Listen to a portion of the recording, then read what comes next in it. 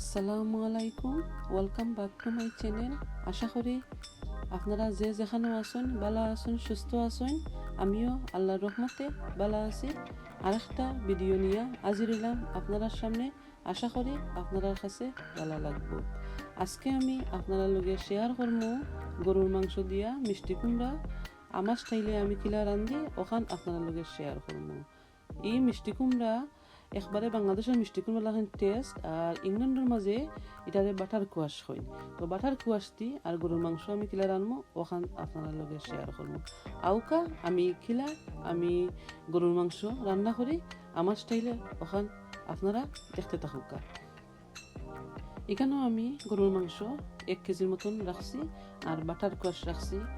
আর একটা কারি রানবো আমি ছোটো মাছ দি, কাঁচামরিচ, সাতকরার বাকল, এটা লাইয়া মাছ আমরা কই, লাইয়া মাছ দিয়ে সাতকরা বাকল দিয়ে রানবো।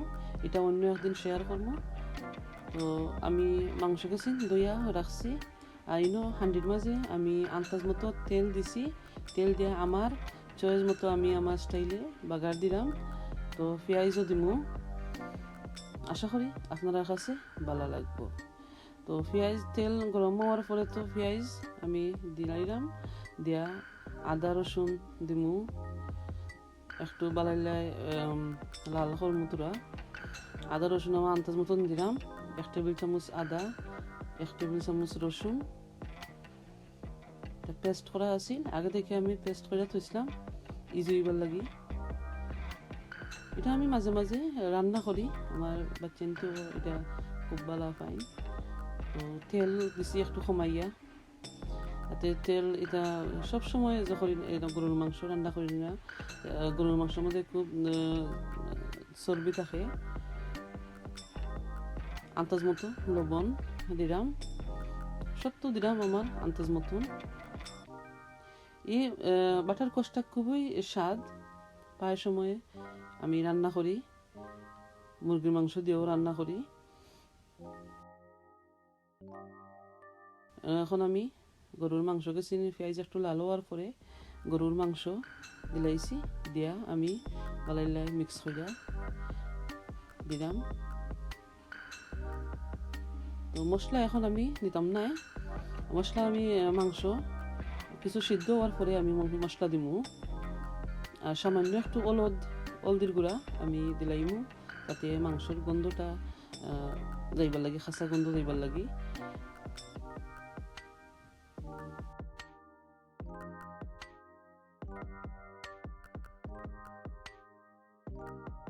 হলুদ দেওয়ার পরে আমি বালাইলাই মিক্স করিয়া মাংস সিদ্ধ হইবার লাগি ডাইখিয়া রাখছি। আমার মাংসটা প্রায় সিদ্ধ হয়ে গেছে। এখন আমি মরিচ দিছি, মরিচের গুঁড়া সামান্য আন্দাজ মতন দিছি, ধনিয়া গুঁড়া দিছি আর জিরা গুঁড়া এটা স্বাদ মতন দিছি। দিয়া এখন আমি আবারও সামান্য হলুদ গুঁড়া দিয়া সব মশলা দিয়া আমি বালাইলাই মিক্স করিয়া দিলাইলাম। দিয়া আরও কিছু সময় লাগি আমি ডাক্কা রাখমু মাংসটা সিদ্ধ হইবার লাগি। ইংল্যান্ডের গরুর মাংস সিদ্ধ হইতে বেশি সময় লাগে না, খুব সহজে সিদ্ধ হয়ে যায়, খুবই ইজি রান্না করতে, জলদি সিদ্ধ হয়ে যায়। গরুর মাংস প্রায় সিদ্ধ হয়ে গেছে। এখন আমি বাটার কুয়াশ আড করমু মিষ্টি কুমড়া দিয়া, আবারও আমি একটু মিক্স করমু বালাইলাই, যাতে মশলা মিষ্টি কুমড়া মশলা মাংস সব কিছু ভালো কইরা মিক্স করমু, যাতে মশলা কিছু ঢুকে যায়। তো আরও কিছু সময় আমি মাংস রান্না করমু, কম আগুন দিয়া কম আঁচ দিয়া আমি রান্না করমু।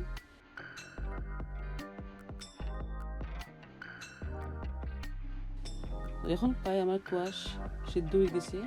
সামান্য গরম মশলা আমি দিলাইলাম, গরম মশলার গুঁড়া পাউডার একটা আর কয়েকটা কাঁচামরিচ দিয়া আমি ভালো কইরা আবারও মিক্স কইরা কম আছে আরও কিছু সময় আমি রান্না করমু।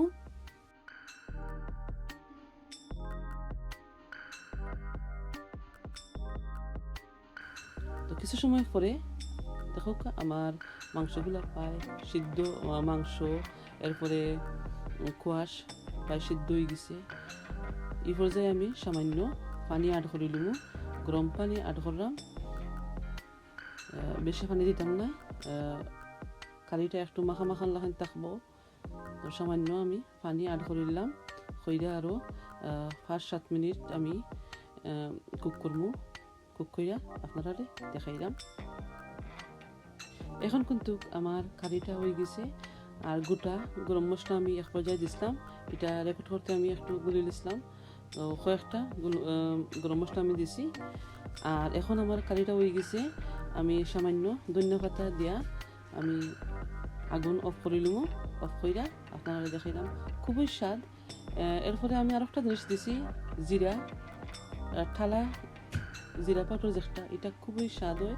নামাইবার আক্কানো দিলে খুবই গেরান হয়। আপনারা দেখবা ওরকম আমার কারিটা কিন্তু কই গেছে, দেখা পড়া খুবই সুন্দর, খুবই লোভনীয়। আপনারা দেখবা, ট্রাই করি, আশা করি আপনার কাছে ভালো লাগবো। ভালো লাগলে অবশ্যই লাইক, কমেন্ট, শেয়ার, সাবস্ক্রাইব করবা। যারা যারা আমার চ্যানেলে সাবস্ক্রাইব করছেন তারারে অসংখ্য অসংখ্য ধন্যবাদ। আর যারা এখনও পর্যন্ত আমার চ্যানেলে সাবস্ক্রাইব করছেন না, প্লিজ আপনারা আমার চ্যানেলে সাবস্ক্রাইব করবা। পাশে থাকা বেল আইকনটি আপনারা প্রেস করে রাখবেন, যাতে আমার পরবর্তী ভিডিও আপলোড দেওয়ার সাথে সাথে আপনারা পেয়ে যাবেন। আপনারা সকল ভালো থাকবা, সুস্থ থাকবা, এই শুভকামনায় আজকে আপনার কাছ থেকে আমি বিদায় নিলাম। আল্লাহ হাফিজ।